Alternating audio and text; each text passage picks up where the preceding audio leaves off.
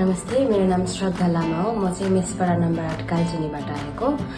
मलाई चाहिँ माइग्रेनको प्रब्लम थियो, टाउको धेरै दुख्थ्यो मलाई चाहिँ, जो कि मेरो राम्रो भएन।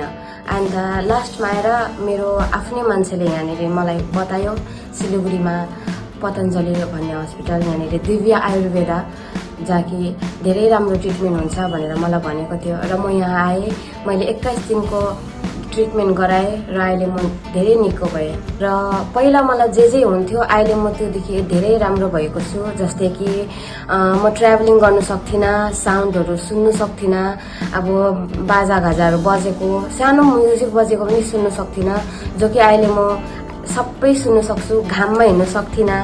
यहाँ म्यामहरूसँग भेटेँ, जो कि धेरै राम्रो हुनुहुन्छ। यहाँको स्टाफहरू सबै एकदमै धेरै राम्रो हुनुहुन्छ। हामीसँग जति फ्रेङ्कली भयो, धेरै आफ्नै मान्छे जस्तै केयर गर्नुभयो। भएर पनि आउनुहोस्, यहाँनिर ट्रिटमेन्ट गर्नुहोस्।